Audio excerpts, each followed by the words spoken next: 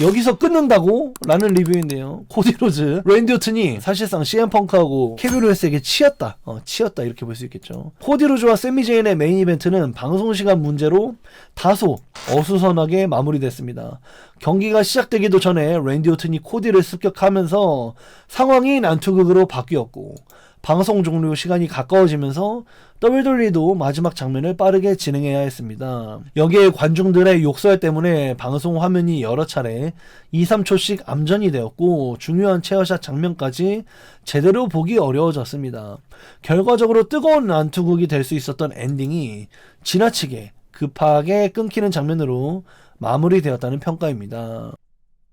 누가 봐도 전개가 엄청나게 빠르게 되었던, 갑자기 랜디 오튼 나오더니 갑자기 바깥으로 끌고 나오고 굉장히 빠르게 백스테이지 한 바퀴 돌고 나서 여기 이제 랜디 오튼이 예전에 코디 로즈를 이렇게 이 V자 철제 계단 홈에 코디 로즈의 머리를 끼워 놓고 체어샷 뻥 날려서 코디 로즈 뚝배기 열렸었잖아. 빨간물 줄줄 흐르고 막 그랬잖아. 그래서 코디가 이걸 똑같이 하려고 했는데 이거를 결국에 체어샷을 내리치지 못했죠. 디바리 프로듀서하고 제이슨 조던이 말렸다. 제이슨 조던이 말려서 끝내 체어샷을 못 쳤는데 누가 봐도 굉장히 급해 보였고, 이렇게 끝나? 하는 장면으로 끝나버렸습니다. 억울한 세미. 세미는 이 경기가 사실상 넘버원 컨텐더십이나 마찬가지였는데 이 경기를 또 못 가졌죠. 그럼 또 다음 주에 또 찡찡댈 수 있는 거야. 근데 여러분, 정말로 나는 이거에 둘째치고 방송이 끝나잖아요? 짐을 싸잖아. 이제 오늘 재밌었고 어쩌고저쩌고 하면서 이렇게 노트북 싸고 있으면 계속 화면이 나와요. 계속 그 현장 화면이 나오는데 갑자기 비전 음악이 나오는 거야. 그래서 아니 너무 궁금했는데 강한빈 캐스터가 퇴근 빨리 하려고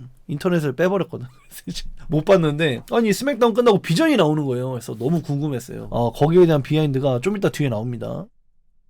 다음 리뷰입니다. 오턴 순간 현실 복귀라는 리뷰인데요. 랜디 오튼이 스맥다운 난투극 도중에 순간적으로 캐릭터에서 벗어나는 모습이 포착되었습니다. 코디 로즈를 습격한 오튼은 관중석까지 이어지는 난투를 벌이다가 자신의 앞을 막은 보안 요원, 이 친구죠. 이 보안 요원을 강하게 밀어서 넘어뜨렸습니다. 근데 예상보다 충격이 컸다고 느꼈는지 오턴은 곧바로 뒤를 돌아봤고 다시 한번 안전 요원을 확인하며 괜찮은지 살피는 듯한 모습을 보였습니다. 해당 요원은 실제로 인디 레슬러 리스 매독스였으며 이날 링크루 업무에도 참여했던 것으로 확인됐습니다. 그래서 이제 WWE가 지역을 돌면은 그 지역의 인디 레슬러를 섭외해서 제안을 해요. 그 단체에. 너네 애들 괜찮은 애들 몇 명 있으면 보내봐. 그래서 이제 몇 명 보내면 안전요원 역할 내지는 링 스텝, 링 설치, 퇴거 이런 걸 좀 도와주는 역할로 많이 쓰거든요. 그래서 그런 식으로 이제 쇼에 참여하기 때문에 이 리스 매독스라는 인디 레슬러가 여기에 위치하고 있었는데 랜디 오튼이 걸리적거리니까 앞으로 확 맺히거든? 근데 엄청 세게 처박혀요. 그래서 이제 랜디가 순간 괜찮나? 이렇게 한번 뒤돌아볼 정도로 굉장히 강하게 맺혔다. 그래서 이 장면이 굉장히 화제였어요. 아니 저게 개웃김, 너무 하찮게 풀 쏘고 넘어짐, 너무 몰입했나 보구먼. 아니 진짜 너무 세게 넘어져요. 저도 이분이 기억나거든요. 한번 보시는 걸 추천드려요. 코디 복수전 확정이란 뉴스인데요. 코디 로즈와 랜디 오튼의 레슬매니아 42의 재대결이 공식 확정되었습니다. 스맥다운에서 오턴이 코디와 세미 제인의 경기가 시작되기도 전에 코디를 습격했고 두 사람은 경기장 곳곳을 누비며 난투극을 벌였습니다. 이에 코디는 자신의 옛 스승과 다시 싸울 기회를 요구했습니다. 이에 GM 닉 알디스가 하루도 지나지 않아 경기를 성사시킨 것입니다. 두 사람은 9월 6일 스테이트 팜 아레나에서 열릴 썬데이 나잇 메인 이벤트에서 맞붙습니다. 다만 당초 코디를 상대할 예정이었던 세미 제인의 향후 계획은 언급되지 않았습니다. 그래서 아까도 뭐 누가 세미 어떻게 해요 이랬는데 세미는 이렇게 억가당하는 게 계속 쇼에 활용되는 방식이기 때문에 어떻게 보면은 저 넘버원 컨텐더십 하기로 했는데 아직도 못했어요. 해서 여전히 넘버원 컨텐더십을 할 기회가 있지 않을까? 분명히 또 찡찡 될 거 아니야 백스테이지에서. 그래서 세미 제인 아직 기회 있다 이렇게 보여지고 썬데이 나잇 메인 이벤트 여러분 세러데이가 아닙니다. 이번엔 썬데이예요. 이게 이제 9월 7일 월요일 9월 7일 월요일 오전 9시에 썬데이 나잇 메인 이벤트가 해요. 굉장히 힘을 줬다. 무려 레슬매니아의 재경기다. 코디 로즈 대 랜디 오튼. 이 재경기 기대가 되죠. 그래서 레슬매니아 리매치 썬데이 나잇 메인 이벤트에 열려요. 썬데이 나잇 메인 이벤트. 그래서 일요일 아닙니다. 일요일 아니고 9월 7일 월요일 오전 9시에요. 개인적으로는 이제 코디 로즈가 더 이상 챔피언도 아니고 감정적인 대립을 하는 와중에 꼭 이겨야 될까? 라는 생각은 있어요. 아마 랜디에게 지면 어떨까? 좀 이런 기대를 해봅니다. 개인적으로. 세미 죄인 유유. 왜요? 세미는 잘하고 있잖아요. 네. 그래서 코디 로즈도 아이스버킷 챌린지를 하네요. 얼음이 없는데? 얼음이 없잖아요. 사기 아닙니까 이거? 아이스버킷 챌린지를 얼음 없이 하는 건 처음 봤어요. 얼음물 이었던 것. 아, 녹았나? 얼음이 없어요. 한 몇 개 보이는 것 같은데. 했다고 치고. 네, 저희 방 유행어 했다고 치고. 첼시가 뒤집었다라는 리뷰입니다. 첼시 그린이 부상에도 불구하고 스맥다운 최고의 오프닝 세그먼트라는 호평을 받았습니다. 닉 아이디스는 안와골 골절을 당한 첼시에게 임시 여성 챔피언십을 반납시키려고 했지만 레슬링을 위해 결혼식과 장례식장까지 포기했던 자신의 희생을 이야기하며 감정적인 프로모를 선보였습니다. 특히 자신은 언제나 코믹한 역할만 맡았을 뿐 중심 인물로는 인정받지 못했다는 심경까지 털어놨습니다. 보스턴 관중들은 첼시에게 자격이 있다라는 젠트를 보내며 호응했고 결국 아이디스는 30일 안에 출전 허가를 받는 조건으로 타이틀을 유지하도록 허락했습니다. 필요하다면 안면 보호 마스크를 착용하고 경기에 나서는 것도 가능합니다. 닉 아이디스는 딱딱한 GM 역할에만 머물지 않고 썸머슬램에서의 전우애를 발휘하며 인간미 넘치는 역할을 완벽하게 연기했습니다. 평소 얄미운 악역으로 묘사되던 첼시가 단 몇 분 안에 관중의 응원을 끌어내면서 커리어 최고의 프로모 중 하나를 만들어냈다는 평가입니다. 이거 진짜 최고였어요. 이번 스맥 꿀잼다운. 아니 그니까 너무 재밌었는데 첼시가 정말 미쳤어요 진짜. 와 이거는 진짜 그러니까 첼시 오프닝 캐펑 세그먼트 합쳐서 1시간만 봐도 꿀맥이었다. 아니 그니까요 올해 최고의 스맥다운이었다니까. 아니 내가 스맥다운 해설이라서 하는 소리가 아니라 스맥다운 재미없다고 몇 주 동안 몇 달 동안 계속 울부짖다가 저번 스맥다운이 부족했음에도 불구하고 괜찮았다. 왜냐면 그동안 스맥다운이 뒤지게 재미없었으니까 라고 말했고, 그러니까 이번 주 스맥다운은 그냥 평균치로 놓고 봐도 너무 재밌었어요. 말도 안 되게 재밌었고, 이 첼시 그린의 세그먼트가 닉 아이디스가 GM으로서 너 반납해야 될 것 같아. 내가 참 이런 말 하긴 그렇지만 반납을 해야 돼 막 이렇게 얘기하니까 막 첼시가 나는 친구들 결혼식도 장례식도 다 걸르면서 떡더비에만 충성했는데 이럴 수 있어? 막 이러면서 막 울부짖잖아. 그래서 닉 아이디스가 GM으로서는 반납이 맞는데 남자로서는 도저히 못하겠다 이러면서 30일의 시간을 줄 테니까 어떻게든 의료적인 허가를 받아와 이렇게 딱 얘기하는데, 이 드라마가 있잖아. 너무 좋았어요. 이 닉 아이디스가 딱딱한 GM 역할에만 머물지 않고 이제 첼시가 너 썸머슬램에서 경기에서 내 맘 알잖아 막 이러면서 그래서 이제 썸머슬램의 전우애를 발휘하면서 인간미 넘치는 GM을 연기한 닉 아이디스의 이 세그먼트 연기도 너무 좋았다. 진짜 너무 좋았어요. 심지어 중간에 군터가 나오잖아요. 군터가 나와서 막 시비 털고, 그래서 남편이 나와서 막 로우블로우 하고, 그러고 광고로 넘어가는데 여러분들 못 봤겠지만 막 카도나가 군터를 좁히니까 링벨이 울리더라고. 그래서 광고 중에 링벨이 울렸어요. 그래서 경기로 넘어갔단 말이야. 경기에 물론 졌죠, 군터한테. 메카도나가 졌어요. 왜냐면은 군터는 타이틀전을 제외한 모든 싱글 경기를 WWE에서 다 이겼기 때문에, 메인 로스터 한정. 그렇기 때문에 그래서 군터가 이기는 게 당연한데, 그 경기까지 끝나고 나서 보니까 첼시 그린이 25분을 썼어요. 25분. 그러니까 2시간 방송 동안에 25분이 첼시 그린한테 쓰여진 거야. 그러고 나서 아나운서 테이블에서 중계진들끼리 입 털고 광고하고 딱 30분.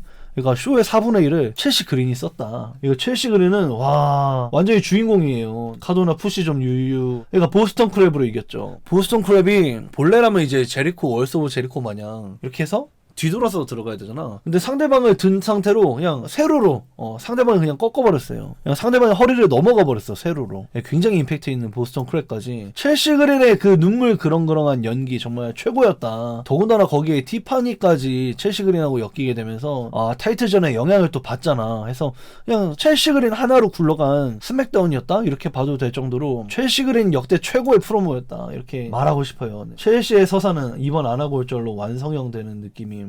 원래 보관함으로 지나가는 챔피언이었는데 진짜 머리 안 다쳤으면 어떻게 됐을지 또 모르죠. 그래서 너무너무 좋았습니다. 첼시 그린 엄청난 프로모를 해줬죠. 나는 그동안 너무 많은 장례식하고 너무 많은 생일을 다 지나쳤어. 세상은 나를 그냥 웃기만 했지. 그래서 나는 그래도 난 이게 가치 있는 순간이라고 말하고 싶어. 왜냐면 내 순간이 올 걸 믿었으니까. 그리고 나는 해냈지. 첼시 그린에 굉장히 감동적인 프로모가 있었죠. 거의 뭐 올해의 프로모급이었다. 최고였다. 아니 무엇보다 드라마가 너무 좋았어. 그냥 입만 잘 터는 것만 끝나는 게 아니라 결국에는 GM이 어쩔 수 없어 내놔. 그러니까 이제 첼시가 이렇게 기분 나쁘게 내놓고 퇴장하는데 니가디스가 아무리 생각해도 이건 아닌 것 같아 막 이렇게 하는 그 드라마가 막 이렇게 사실 WWE가 레슬링 경기 스포츠의 면모도 있지만 연속극을 보는 느낌도 굉장히 중요하잖아. 근데 간만에 그 연속극을 보는 그 재미를 제대로 안겨다준 첼시 그린의 프로모가 너무 좋았고 막 경기에다가 뭐 티파니 뭐 나이아 잭스 뭐 어쩌고 다 해갖고 첼시 그린을 중심으로 25분을 쓴 게 넌 너무 좋았어요. 진짜 너무너무 최고였어. 아직 반납 아닙니다. 아직 반납 아니고요. 첼시 그린이 구글에서 검색된 탑 10 WWE 스타 안에 들었다고 합니다. 구글에서 가장 많이 검색된 WWE 선수 탑 10에 들었다고 해요. 그러니까 첼시 그린 진짜 궤도 안에 들어갔다 이렇게 볼 수 있겠죠. 궤도 안에 들어갔다. 디즈니랜드에서 세레모니 하고 있는 첼시 그린이고요. 원래 스포츠 선수들이 또 위대한 승리를 거두면 뭐 햄버거 먹거나 디즈니랜드 가거나 하는 게 좀 하나의 의식 같은 거더라고. 하나의 세레모니 루틴 같은 거더라고. 그래서 원래도 첼시 그린 메카도나 부부는 디즈니랜드를 되게 좋아하기도 해요. 자주 갑니다. 원래도 자주 가요. 그러니까 아시는 분도 있네요. 방송 끝나고 폭발. 제가 이게 궁금했거든요. 오바페미와 브론 브레이커가 스맥다운 방송 종료 후에 제대로 충돌했습니다. 보스턴 현장에서는 방송이 끝난 뒤에 갑자기 그 비전의 음악이 울리기 시작했어요. 비전의 음악이 나왔고 코디 로즈와 오바페미가 더 비전을 상대하는 추가 경기가 열렸습니다. 맥신 듀프리가 코디에게 로우 블루를 날리면서 경기는 DQ 반칙으로 종료가 되었습니다. 하지만 팬들을 열광시킨 것은 경기가 아니었습니다. 오바와 브론 브레이커가 마침내 정면으로 마주했고 곧바로 몸싸움으로 이어졌습니다. 오바는 브레이커에게 강력한 크로스라인을 날려 두 사람이 함께 링 밖으로 떨어지는 장면까지 연출했습니다. 이번 충돌 역시 향후 대형 싱글 매치를 위한 추가적인 포석으로 보입니다. 그래서 이제 스맥다운이 아무래도 2시간 대진이다 보니까 위클리 쇼는 예전부터 쇼가 끝난 뒤에 보너스 경기 해줄 때가 있었거든요. 또 스맥다운은 계속해서 2시간 쇼일 때 보너스 경기를 자주 했어요. 그래서 저는 스맥다운 종료되고 나서도 화면이 계속 나와요. 그래서 맥북으로 화면 보고 있었는데 비전 음악이 막 울리는 거야. 삥 하길래 비전 나오는데요? 이랬는데 가은빈 캐스터가 그 순간 인터넷을 딱 뽑았어. 그래서 궁금했는데 이랬거든. 근데 오늘 뉴스를 딱 보니까 비전이 보너스 경기를 하러 나왔어요. 예, 비전이 보너스 경기를 하러 나왔고 코디 로즈의 파트너는 오바팸이었다. 그렇게 2대2로 붙었는데 경기는 뭐 맥신 듀프리가 DQ로 싱겁게 끝냈습니다만은 그래도 관중들의 반응이 너무 좋았다. 왜냐면 지금 오바 대 브레이커 이 대립이 돈이 되는 대립이야. 모두가 다 보고 싶어해. 그래서 뭐 경기의 결과는 둘째치고 이 둘간이 6탄전을 날리는 것만으로도 굉장히 관중들이 열광했다. 우리도 보고 싶죠. 아마 머니 인 더 뱅크가 될 수도 있을 것 같고 한번 지켜봐야 될 것 같은데 부부가 이렇게 모멘텀 회복 속도가 빠를 줄 몰랐어요. 그러니까 얼리얼에 있었던 오바페미 브론 브레이커의 트리플 H의 판단을 보고 브론슨 리드가 아니 브론 브레이커 밀어주는 거는 역반은 걱정하더니 오바는 막 밀어주네 이렇게 SNS에서 트윗을 날렸고 그래서 놀랍게도 그 트윗 바로 다음날 로우에서 브론 브레이커가 그 장면을 의식한 것처럼 오바페미가 미래야? 말해봐 폴 헤이먼 이렇게 얘기하면서 이 둘 간의 대립이 실체화되었고 그 과정에서 정말로 우리는 미래가 누군지 궁금하잖아. 오바가 이길까? 브론 브레이커가 이길까? 궁금하잖아. 너무너무 돈이 되는 대진 같아요. 그래서 이게 언제가 될지 한번 지켜보면 좋을 것 같습니다. 그러니까 둘 다 위상 더 올라가기 전에 루키일 때 한번 해야지. 약간 옛날 트리플 H 덜학대 느낌 좀 납니다. 옛날에 덜하기 인컨 올라가고 트리플 H 인컨 올라가고 막 서로 레더매치하고 막 이렇게 막 피 튀기게 싸울 때 둘 다 처음 챔피언 해볼 때 그때 당시가 좀 생각이 나요. 그래서 앞으로 메인 이벤터가 될 둘인데 일단은 하이 미드릴 때 이렇게 맞붙는 거 보는 거 좋은 것 같아요. 이거 지금 이거 라이브 쇼거든요. 네, 라이브 쇼예요. 이 바리케이트 보시면 로우가 아니죠. 네. 비방용 경기에서 원래 이 하우스 쇼는 여러분 앞으로 방송할 경기, 앞으로 대립할 경기를 연습합니다. 그래서 미리 볼 수 있어요. 오, 무릎 찔러 넣으면서 분위기 바꿔보는데 유로피안 어퍼컷 휘청휘청. 하지만 이쪽도 무릎으로 점핑리 그리고 레리엇 멋있네요. 좋습니다. 매우 좋네요. 다음 리뷰입니다. 20년 악연 제대로 터졌다라는 리뷰인데요. CM 펑크와 케빈 오웬스가 무려 20년 가까이 이어진 실제 악연을 WWE 스토리에 본격적으로 끌어들였습니다. 오웬스는 인디 시절 펑크가 자신을 공개적으로 모욕하고 뚱뚱한 게으름뱅이라고 놀렸던 과거를 꺼냈습니다. 이어 펑크가 수많은 사람들과 관계를 망쳐왔다며 이름을 직접 언급하지 않은 채 영벅스와 케니 오메가까지 연상시키는 발언을 던졌습니다. 펑크 역시 자신이 오웬스의 길을 닦아줬으며 자신이 없었다면 평범한 직장 생활을 하고 있었을 것이라는 식으로 맞받아쳤습니다. 링 오브 어너 시절의 실제 역사와 AEW를 둘러싼 과거까지 현실과 각본의 경계를 흐리면서 둘의 타이틀전이 단순한 챔피언십 이상의 개인적인 대립으로 발전했습니다. 굉장한 마이크 워크였죠. 그래서 다음 주 스맥다운 캐나다 케빈 오웬스의 나라 캐나다에서 스맥다운에서 이 경기가 펼쳐지는데 이 둘의 20년 넘은 악연에도 불구하고 둘 간의 맞대결은 사상 최초입니다. 링 오브 어너 때는 이제 케빈 오웬스가 약간 트리 윌리엄스의 포지션이었다면 CM 펑크는 지금의 CM 펑크 포지션이 링 오브 어너 때도 탑가이였거든. 그때는 2005년 때. 그래서 둘 간의 20년의 악연에도 불구하고 경기로 맞붙은 적이 한 번도 없어요. 다음 주 스맥다운 무려 이 둘 간의 첫 대결입니다. 20년의 악감정을 뒤로 하고 첫 대결이야. 그래서 굉장히 기대가 되는 경기가 될 것 같고요. 진짜 저 둘이 입만 터는데 시간 가는 줄 모를 정도로 카리스마 미쳤음. 문제는 정말로 시간 가는 줄 몰랐다는 거예요. 예, 둘 다 전혀 신경 쓰지 않고 마음껏 오버런 했고, 아마 이거를 영어를 제대로 알아들으시는 분들은 아마 느끼겠지만 둘이 대본이 없이 마이크웍을 했거든요. 물론 제 예상입니다만은 둘이 대본 없이 얘기했어요. 그러니까 이제 약간 AW 스타일로 우리 이런 얘기 저런 얘기 이제 선은 여기까지 넘지 말고 여기까지만 언급하자. 약간 둘이서만 합의를 보고 대략적인 맥락만 얘기하고 올라간 걸로 좀 보이는 게, 영상을 보시면 아시겠지만 서로 말을 계속 끊고 들어와. 서로 말을 계속 끊고 들어오고 이제 말싸움 하다 보면은 이건 진짜 아니다 싶을 때 끼어들잖아. 그게 이제 WWE 마이크 워크는 절대 나오지 않는 장면들이거든. 서로 막 말 끊으려고 하는데 아니 내 말 들어 해갖고 막 이렇게 계속 물고 물리는 이 WWE에서 본 적 없는 진짜 대화가 오갔어요. 그래서 정말로 시간 가는 줄 몰랐고, 그러다 보니까 정말로 오버런 해버렸고 정말로 말도 안 되게 많은 세그먼트가 잘려나갔습니다. 계속 그냥 아이템 is dead 그냥 말도 안 되게 많은 세그먼트가 이날 날아갔어요. 그래서 너무나도 많은 세그먼트가 유튜브 독점 공개로 올라왔기 때문에 이번 스맥다운 보신 분들은 세그먼트 4개는 못 보신 거니까 WWE 유튜브를 한번 가시는 걸 추천드려요. 다음 주 이 둘 간의 첫 맞대결 너무 기대됩니다. 너무 기대돼요. 3시간 스맥이 길다며 2시간으로 줄여줬잖아.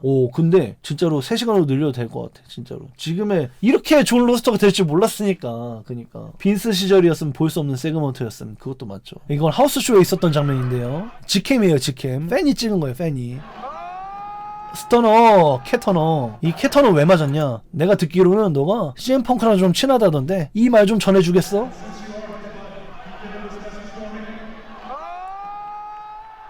캐터너를 날렸다. CM 펑크를 향한 메시지였다. 이렇게 보시면 되겠습니다.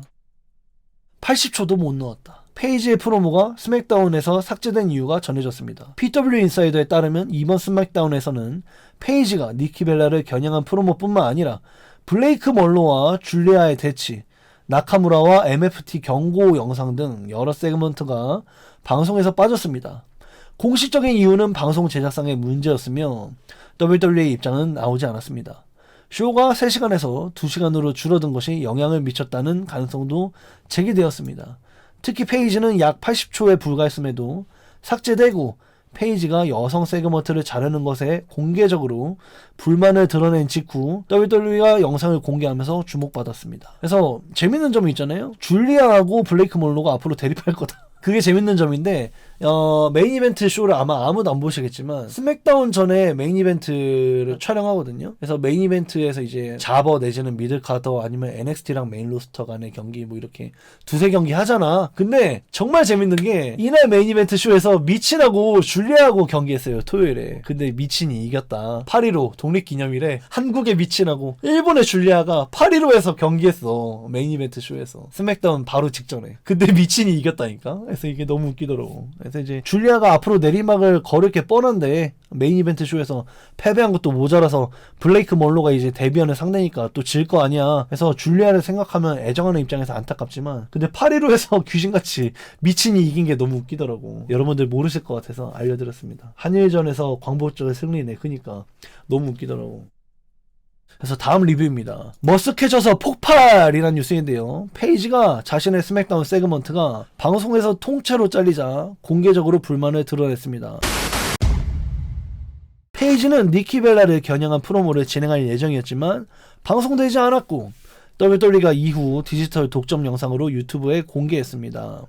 이에 페이지는 SNS를 통해 여성들 세그먼트를 잘라버린다는 취지로 불만을 나타내며 다음 주에는 직접 니키를 만나겠다라고 밝혔습니다.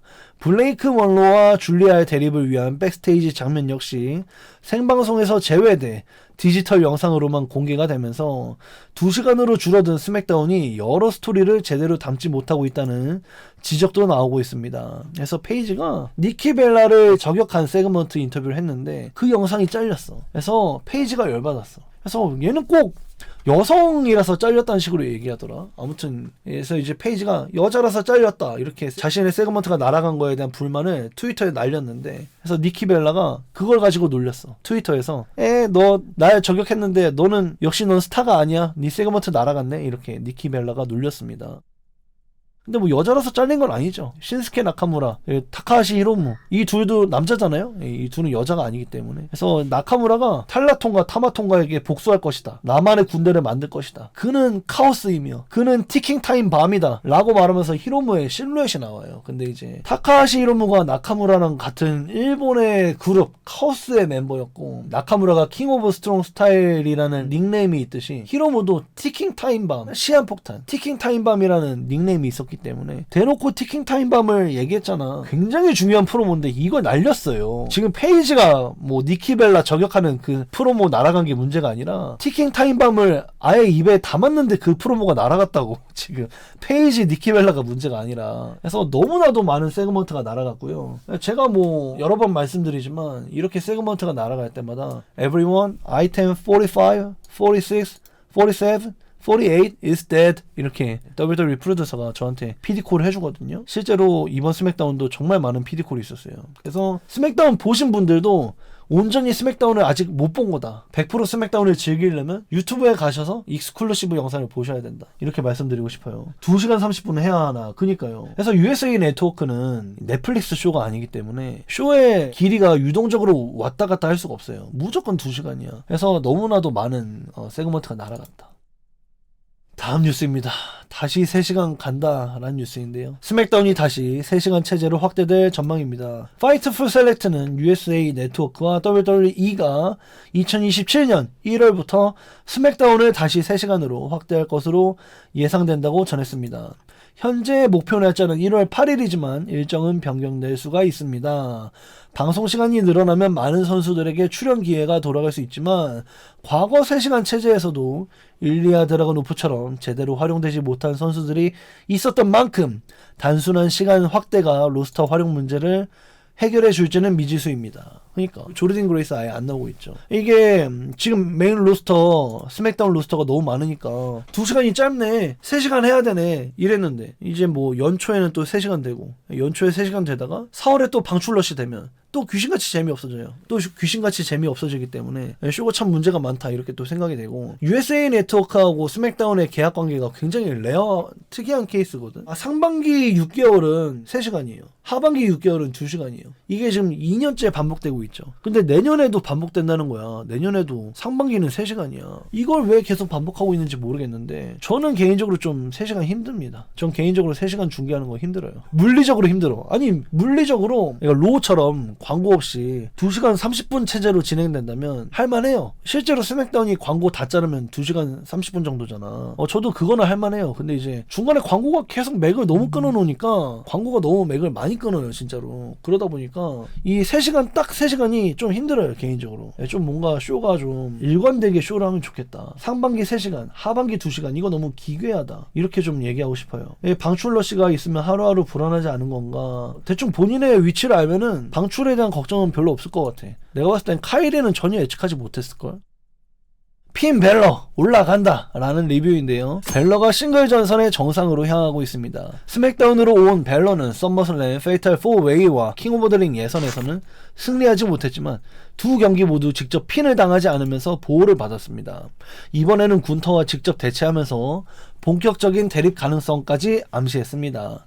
두 사람은 유럽 무대에서 활동하던 시절부터 실제 인연이 있어 이를 활용한 스토리도 가능합니다.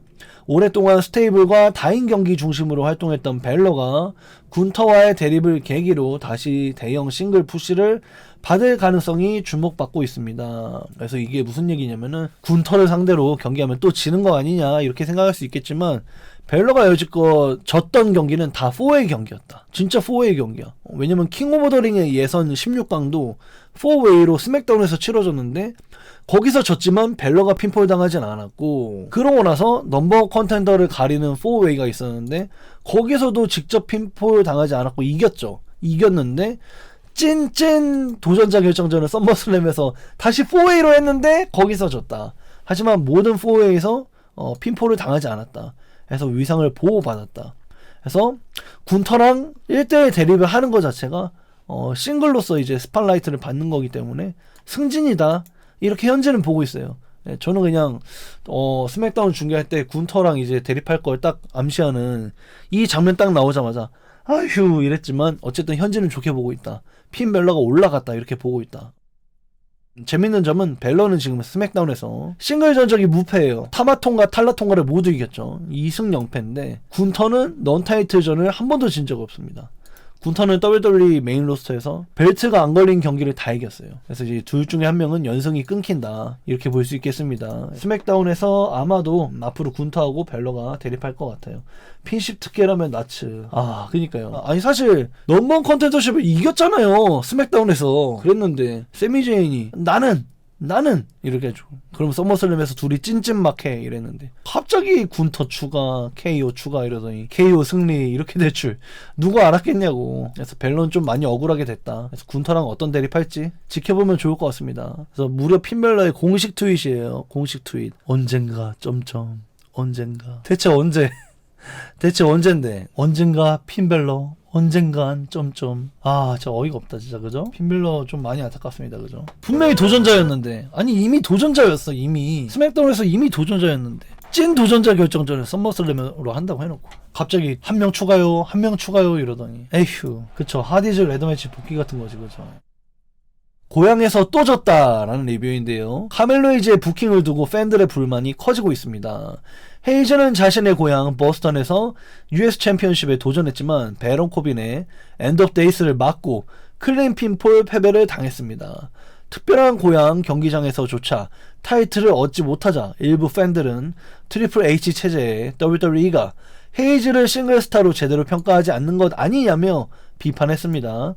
다만 WWE가 실제로 헤이즈를 포기했다는 보도는 나온 것이 아니며 이는 그의 반복되는 패배를 두고 나온 팬들의 반응과 평가입니다. 그래서 이번에 또 졌죠. 엔드 오브 데이즈 맞고 졌는데 사실 트리 윌리엄스를 이긴 상황에서 카멜로 헤이즈를 상대로 2차 방어전 만에 패배할 것이다 라고 내다보는 사람은 아마 없었을 거야. 다만 이제 카멜로 헤이즈의 목을 잡고 베론 코빈이 복귀했기 때문에 거기에 대한 그냥 복선을 회수하기 위해서, 떡밥 회수를 위해서 카멜로 헤이즈를 굳이 한번 경기했다 이 정도 생각되고, 카멜로 헤이즈도 그냥 고향에서 경기를 못하면 이 선수들은 굉장히 좌절합니다.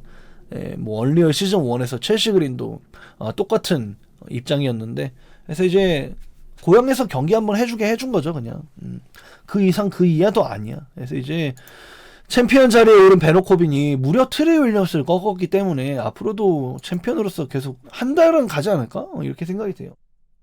멜로를 키울 생각이면 언더독 서사를 주려고 하는 건가? 잘 모르겠어요. 그냥 베론 코빈이 벨트를 내려놓게 될 상대가 카멜로는 아닐 것 같아. 카멜로는 우리가 생각하는 것보다 훨씬 밑에 있어요, 위치가. 사실 트릭 윌리엄스와의 NXT에 인연이 없었더라면 지금 스맥다운에서 좀 메인 이벤트 쇼에서 활용되지 않았을까 싶을 정도로 존재가 되게 미미해졌어. US 챔피언십에서 매주 베스트 바웃을 뽑아내던 그 카멜로 헤이즈의 그 위치가 지금은 너무 달라졌어요. 왜냐면 스맥다운 로스터가 말도 안 되게 풍부해졌어. 많아졌잖아요 지금. 아니 그 몇 달 사이에 막 군터 왔죠, CM 펑크 왔죠, 핀벨러 왔죠, 리키 세인츠 왔죠, 케빈 오웬스 왔죠. 말도 안 되게 로스터가 풍성해졌어요. 그래도 일리아보다 위치가 좋긴 함. 일리아는 아예 입장이 달라요. 일리아는 뭐 내년도 계약을 거절한 거 아니냐 뭐 이런 얘기까지 돌고 있는데 그게 사실이 아닌 걸로 밝혀지긴 했습니다만은 일단은 굉장히 특수한 위치야. 계약에 묶여있지만 쇼에 못 나와서 아예 대놓고 해외여행을 다니고 있어요. 그 레이디 레인가? LFG 쇼 출신의 한국계 여성이랑 사귀잖아. 약혼한 걸로 아는데 그 둘이서 세계를 여행하고 있어요. 그래서 아예 내려놨어요 지금 일리아는 WWE를. 카멜로는 적어도 쇼에 나오고 있잖아. 일리아는 아예 포기했어요 쇼에 나오는 거를. 무슨 관계인지 지금 너무 궁금한데 물어보면 읽겠지만 전 언팔하겠죠. 아무튼 그래서 일리아는 아예 쇼를 아예 내려놨어요. 워킹 비자 문제일 수도 있죠. AEW도 최근까지 워킹 비자 문제가 좀 심각했기 때문에.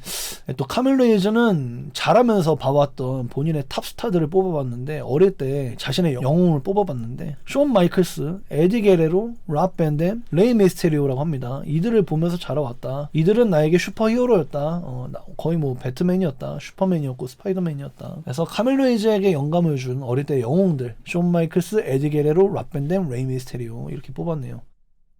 골든 인플루언스 제이시 제인이 티파니 스트래턴을 꺾고 새로운 여성 US 챔피언에 등극했습니다. 페이터 인플루언스의 수적 우위를 활용한 방해 이후에 제이시는 롤링 앙코르를 성공시키며 핀폴 승리를 거뒀습니다. 경기 후에는 악영임에도 눈물을 글썽이는 듯한 모습을 보이며 첫 메인 로스터 싱글 챔피언 등극의 의미를 드러냈습니다. 펠로 헨리와 레이니 리드가 여성 태그팀 챔피언인 만큼 페이터 인플루언스 멤버 전원이 타이틀을 보유하게 됐습니다.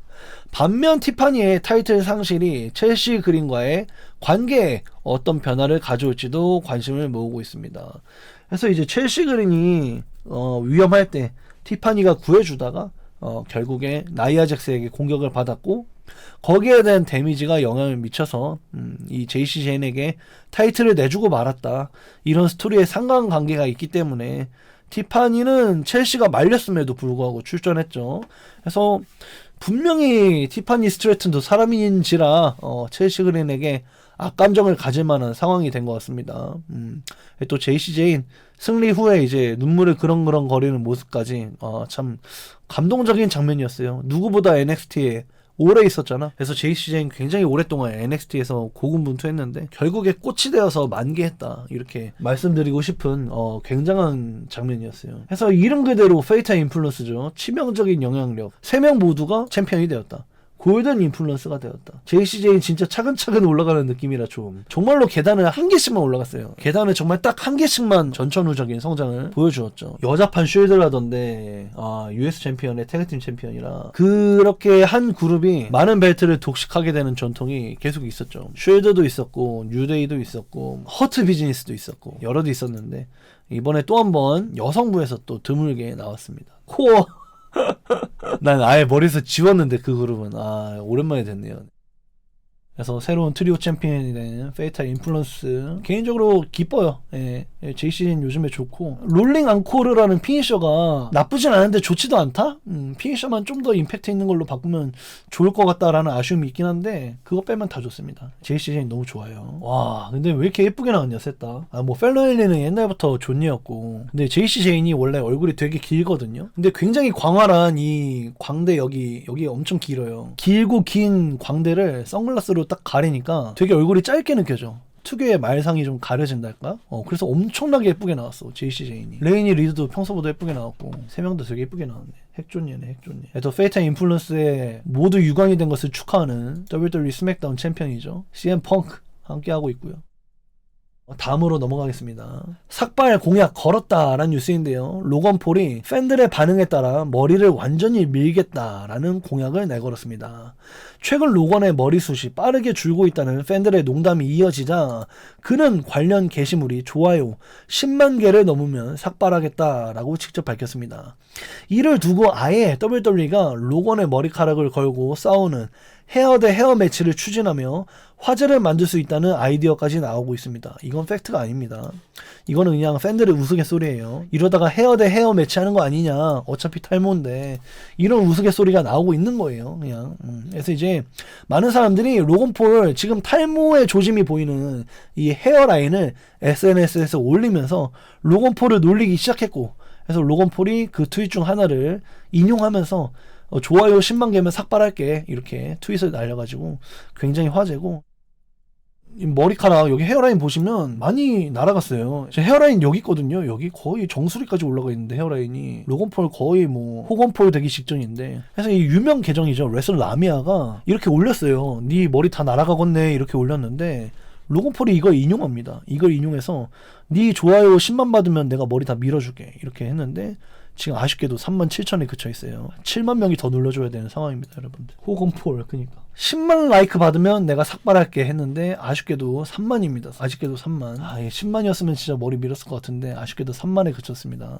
그래서 막상 내리면 풍성해 보여요. 근데 이제 헤어라인이 여기에 있는 게 문제지. 거의 정수리까지 올라가 있는데 막상 내리면 풍성해 보입니다. 또 더 풍성하게 보이려고 파마도 하잖아, 파마. 펌도 하기 때문에. 그래서 로건 폴이 새로운 브이로그를 올렸는데 아예 대놓고 탈모에 대해서 다룬 브이로그가 올라간 것 같아요. 로건 폴 브이로그 요즘 안 본 지 꽤 됐는데 재밌습니다. 보시면은 뭐 경기에 대한 비하인드가 다 올라와요. 재밌는 장면들 많이 나오니까요. 로건 폴 유튜브 보시는 것도 추천드려요. 로건 폴 진짜로 탈모예요. 진짜 탈모예요, 진짜로. 이게 뭐야? 해피 벌스데이 폴 노래.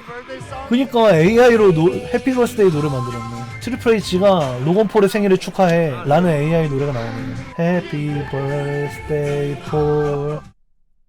파트너 정체 떴다. 신스케 나카무라가 예고해온 미스터리 파트너의 정체가 히로무 타카하시일 가능성이 높아졌습니다. PW 인사이더에 따르면 전 신일본 프로레슬링 스타 히로무 타카하시가 나카무라의 파트너로 등장할 것으로 예상되고 있습니다. 실제로 두 사람이 팀을 결성한다면 최근 WWE 태그팀 챔피언에 오른 타마 통가와 탈라 통가를 곧바로 겨냥할 가능성도 있습니다. 아직 WWE 방송을 통해 파트너의 정체가 공개적으로 공개된 것은 아닙니다. 맞지 뭐. 티킹 타임밤이라고 말했기 때문에 무조건입니다. 카오스, 티킹 타임밤, 히로무의 그룹, 히로무의 닉네임 모두 언급했기 때문에 타카하시 히로무가 될 거는 100%인데 이름이 뭐가 될 거냐 문제죠. 이름을 아마 바꿀 것 같아. 이비루도 나라쿠가 됐듯이 히로무도 아마 이름을 바꿀 가능성이 있지 않을까? 뭐 나카무라는 그대로 이름을 유지했습니다만은 히로무도 바꿀 수 있을 것 같다. 이렇게 또 생각이 돼요. 실루엣 저 히로무예요, 여러분. 그 매브리코, 특유의 매브리코가 제대로 옆모습에서 나왔죠. 히로무 경기 스타일이 빡센 스타일이라 떡더비랑 잘 어울릴지는 모르겠네.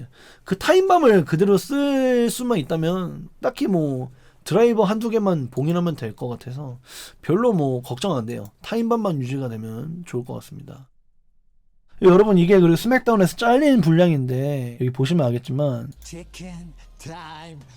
아예 이렇게 대놓고 히로무의 닉네임 티킹 타임밤을 언급하고 히로무 특유의 정신없는 가죽 자켓까지 보여주거든요. 그랬는데 이게 잘렸다. 이게 잘렸어요. 이 방송 분량이 잘렸고 이 해당 분량은 유튜브 가시면 볼 수 있습니다. 그래서 지금 스맥다운 세그먼트가 3개 4개 넘게 잘렸어요. 이케멘지로는 아니죠. 아니에요. 그냥 무조건 히로무입니다. 그리고 이거는 트리플 A에서 한 번 더 하면 좋겠다 라는 짤이고요. 이 드래곤리하고 히로무 간에 신일본 경기가 5성이었나? 되게 고점 받은 걸로 아는데 이 두 간의 경기가 엄청 유명한 경기예요. 저도 실제로 이 경기를 통해서 드래곤리의 존재를 알았거든요. 이 경기가 좋다 해서 챙겨보다가 드래곤리 이때 처음 봤기 때문에 이 관중성 바리케이트의 그 존우 드랍킥, 이때는 다 존우 드랍킥이라고 했죠. 아무도 샷건 드랍킥이라고 안 했는데 관중석에 이 존우 드랍킥을 날리는 장면이 굉장히 유명합니다. 이게 WWE에서 다시 하면 좋겠다 라는 이 팬의 바람이 있는 것 같아요. 그러니까 드래곤리 경기 재밌죠. 디스트로이어. 그니까